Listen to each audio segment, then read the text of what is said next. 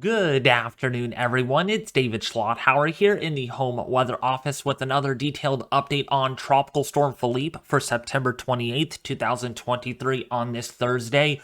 We're going to keep an eye on this system because this has really complicated the forecast quite a bit on exactly where Philippe is going, when it's going to go north, if it's going to go further west. We just don't know yet. So we're going to break down all those details in this video. To start things off, here's a look at the latest 7-day graphical tropical weather outlook from the National Hurricane Center. And we have two named storms out there right now in the main development region. We got Philippe that is moving pretty much stationary. We're going to be looking at the visible satellite imagery here in just a second on it. Winds at 45 miles an hour, central pressure at 1,003 millibars, and it is barely drifting west at about 1 or 2 miles an hour. One could even argue it's even moving west at all. We'll show you that here in a second. Rina, also a tropical storm right now, winds at 40 miles an hour, air pressure at 1,004 millibars, and this one is moving certainly a lot faster to the northwest at 14 miles an hour. There's going to be a binary interaction with these two that I'll show you here on the models, so maybe a Fujiwara effect. Very rare to see that happen in the Atlantic in early or in late September, early October, but might become a reality in days to come, which really complicates the forecast with Philippe on exactly how close it's going to get to the Leeward Islands. Looking at the visible satellite imagery provided by Dr. Levi Cowan at tropicaltidbits.com, and we can clearly see that this is not really organized at all. It really isn't. Even so, to some of you, it might look a bit more healthier than it did yesterday. We got to understand there's a lot going on with this system that has changed a lot today. The first thing is the surface circulation. And where is the surface circulation that some of you are probably wondering? We really don't know. One could even argue it's over here. Maybe a surface circulation might be over here, trying to form underneath the deeper convection. But the only thing that might be helpful is the low-level flow, and that is to the to the north of the system. If we look at these low-level clouds, they are blowing in out of the easterly direction from the east to the north. They are wrapping around right here, so we do have some sort of a closed circulation with northwest winds doing this, southwesterly winds doing this, and we have winds that curve around. So this is a pretty large system, by all means, elongated mess, we should say. And this is very tough for us as forecasters because we just don't know where this is going to reconsolidate, if it is trying to consolidate, or is this center over here, what is left with it, going to be the primary center, and this is the one that the NHC is tracking that might be drifting towards a west-southwest. Again, we just don't know, and I wish I could tell you all that. We know where the circulation is, we know where it's going, but, I mean, we just don't. And there has been quite the difference between the NHC track today versus yesterday, and I'm going to show you that here in today's video. In fact, looking at that right now, of course, winds are at 45 miles an hour, and that could be generous, because with it being elongated, we may not even have tropical storm force winds on the system.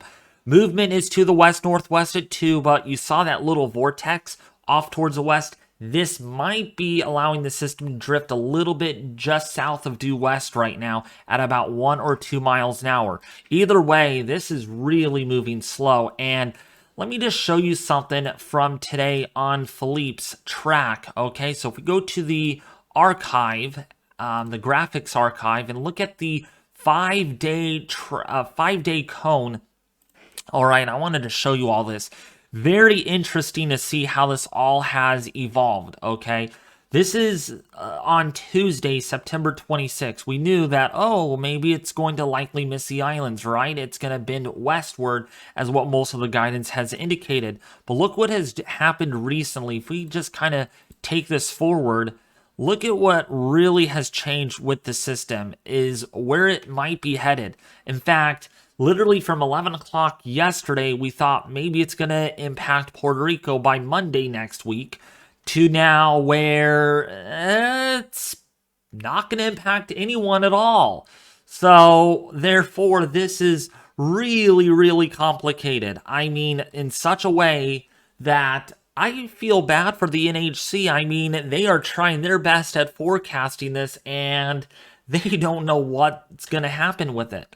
All right, so again, from 11 o'clock even last night, where we had a track like this, to now something that looks more like this. Very, very, very exceptionally low confidence in the track forecast, and I'm even surprised that the cone of uncertainty here is rather small for what it's worth. It could be a lot bigger in such a way we could still have a track cone like this, more so likely. Wild outcomes, one that could go north right now versus one that could even dip south, go west, and then go back north again. Really, really extremely uncertainty in the forecast.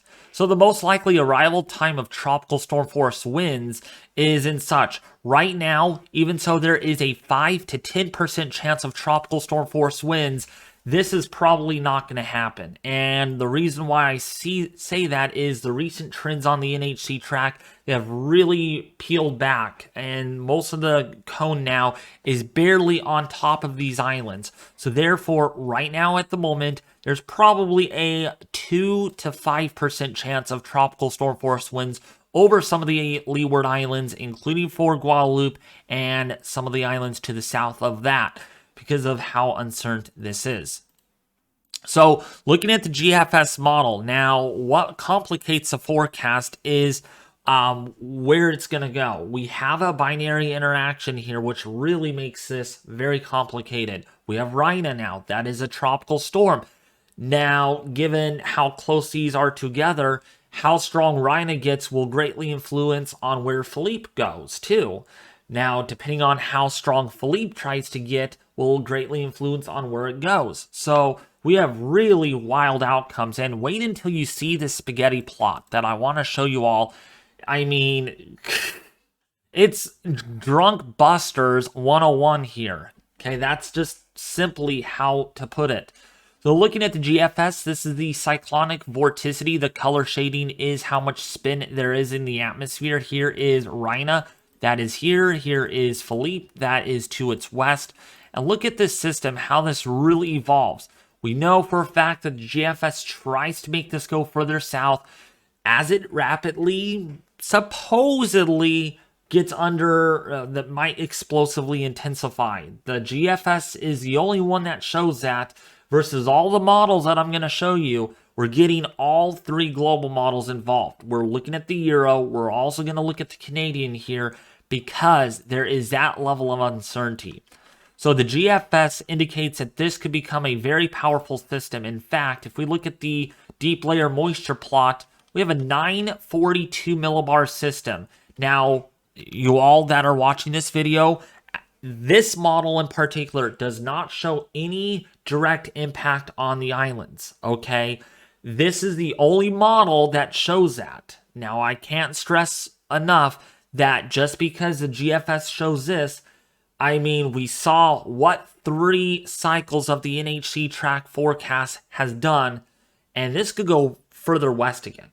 Okay, for all I care, this could really, I mean, things could change like that, like in a flash. Okay, hopefully you heard my finger snaps there, because it just, a blink of an eye, this could just play tricks on us in itself. So there is Philippe right here. Here is Rina up here. It's going to do a little bit of a binary interaction, very interesting enough. And in such a way, this actually might try to get pulled underneath where Philippe is going to go. By the way, Philippe here could be a very powerful hurricane, maybe a major hurricane, specifically on the GFS model. While it's not going to impact any land at the moment, again, first of all, where is it going to go in the short term? We'll then make predictions on where it goes from there. We have had some very wild scenarios. I'm even surprised that the GFS has, well, not really, has been consistent. It's been all over the place. In fact, if we even look at the 5-day forecast, we have had really wild scenarios here. Just all over the place, and we just don't know right now. Feel bad for the models that they just are as uncertain as I am, as the NHC is. So looking at the Euro now, this is also really important because now it's going to show a whole different scenario. Yeah, a whole different scenario ball game. In fact, we go look at the vorticity one last time, okay, and look at what the Euro has. Euro is pretty much a bit further south. What does that mean? Let's go forward in time here. This is 36 hours out, really not going to move much, right? And then look what happens. I mean, this gets pretty close to the islands. Now, the good thing here is it's going to be weakening, maybe down to a tropical depression. So as far as significant impacts go, probably not going to be the case according to the Euro model, because it still thinks there's going to be shear, there's going to be still some dry air on the system, and then of course you got Rhina moving well away from the islands. That's going to get kind of pulled around where Philippe is going, and therefore there's not going to be any impacts with that system. And this goes out to day 5. Now looking at the Canadian model, what does a Canadian show? More interesting. Let's go play this through.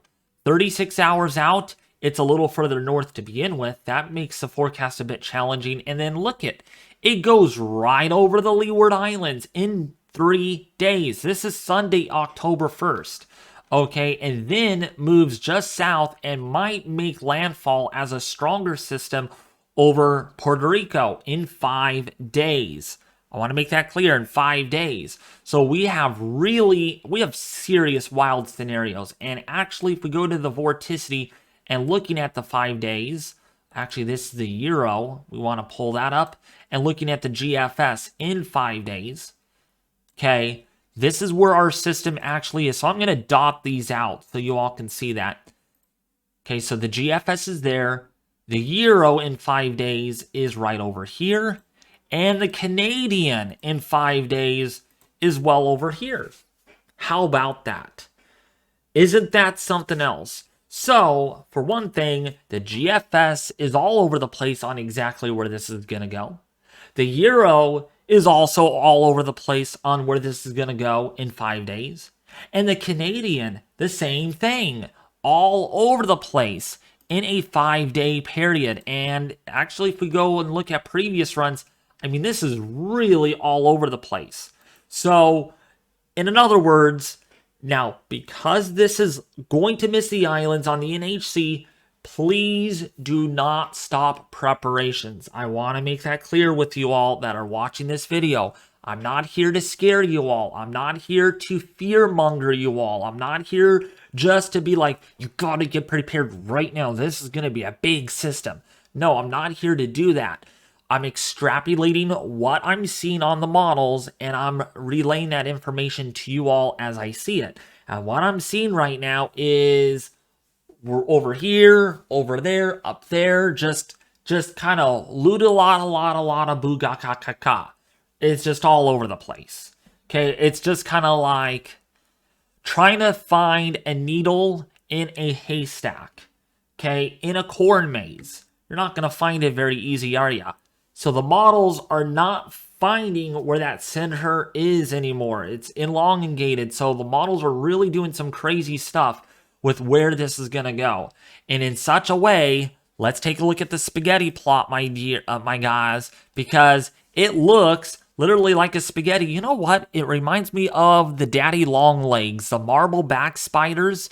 There will be a link in the description leading to with what I'm referring to. So you can check that out after the video. But yeah, look at the daddy long legs right here, except there's many of them. You can see how it's kind of hanging upside down like that. So just like crazy scenarios. I mean, literally, this is just a weird system. It really is. Philippe is just making a mind of its own. And yeah, we do have one model run that has it over these islands in about 3 to 5 days, which again illustrates with what we talked about. You saw the Canadian, you saw the Euro getting kind of close. Now, one last model that I also wanted to show you all is the Icon model. Yeah, well, how close does that get, you all are wondering. Also on top of the islands too.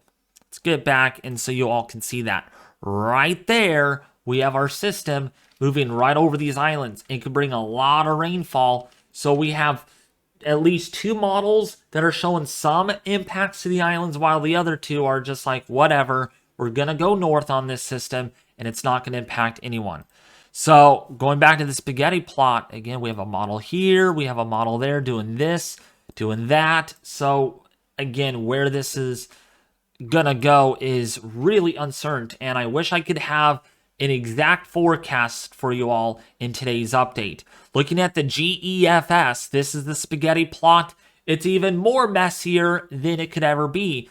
Just not like a daddy long leg spider. But yeah, look at all these members here, definitely over the islands. So we could see either a strong tropical storm or a low-end hurricane potentially. Again, what I just said, I'm not causing fear. I just don't want to sound like that, folks. I'm not here to just, I say it too much in my videos, right?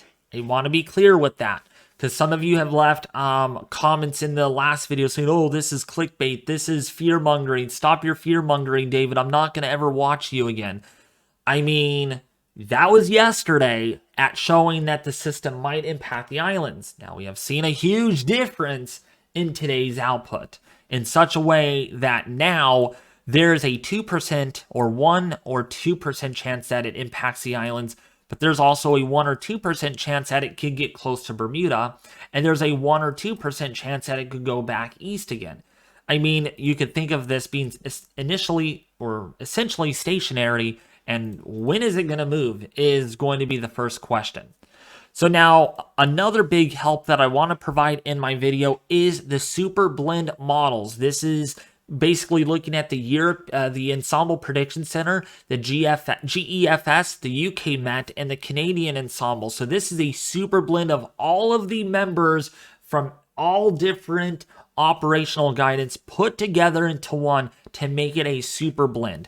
And so going forward here, let's kind of move this forward so you all can see this, right? You can see just how big the ellipse is. I mean, I'm going to zoom this in so you all can see, right? So this is 4 days out. 4 days out, and we have tracks that are like this or like this. Man, that is a lot of uncertainty in 4 days. And then out to 5 days, that's what it looks like. And yeah, we have really wild scenarios, just wilder than ever in the forecast. See that? So I hope this helps out a lot, showing you the ellipse of possible outcomes. And yeah, that ellipse goes all the way over here, all the way over here. It's a very big margin of error, and that's only day 8. 8 days out from now, and we're seeing a huge uncertainty. So now looking at how strong will Philippe get, this is also challenging. How strong will Philippe get? Or will it even re-intensify? Some of you are probably asking me, well, right now, we have this not going to strengthen anytime soon over the next 2 or so days. Maybe in the next, maybe 1.5, 2 days, we're going to see this as a tropical storm. But I can't stress enough that some of the models down here only show this becoming or maintaining its intensity at about a 40 to 50 mile an hour system, versus the other family indicate that this could become a hurricane. So we have 2 different guidances down here, the operational and the hurricane models up here to the north, well, kind of going up inwards. And so therefore, my intensity forecast has not been changed from the last one, and I strictly indicate that Philippe is not going to intensify. Even so, the GFS still explicitly shows intensification. My intensity forecast is pretty much down here in the next 5 days, and I only call for a slow to modest strengthening over the next 5 days, probably at most to a 50 mile an hour, maybe 55 mile an hour tropical storm at the very moment. Even so, we still have a hurricane here on some of these models. I really disagree with that for the time being. Now, I do have a couple announcements before I do end the video. The first announcement is that I do have my Mavic 3 Pro, DJI Mavic 3 drone for you all, and I'm excited to present you all this on the Weather Photography 4K channel. 4K representing 4K quality aerial photography, which is great for me to present you all. So if you haven't subscribed to this YouTube channel that you see on your screen, there will be a link in the description below this video. I highly recommend subscribing to it. I will produce at least 1 or 2 videos probably in a week or so, and I will have those uploaded after I upload the members only content on my main channel, which I want to show you all that really quickly.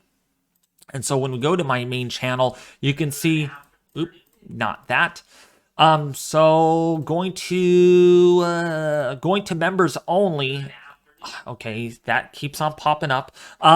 So if you want to check out the members only content and see my drone footage first before it gets released on my other channel, be sure to become a member today. You guys are really awesome. I do appreciate all the support for you all on the YouTube channel that I have. And also one last announcement is I'm going to be hosting a solar eclipse on this YouTube channel on October 14th. So there's a lot to look forward to on my main channel as well as also on my drone channel. So a lot going on in the month of October, and I'm excited to share with you all just that. We also have a Discord server, a Weather Force Discord. If you all want to check it out and join today, it is 100% free. There is no cost whatsoever.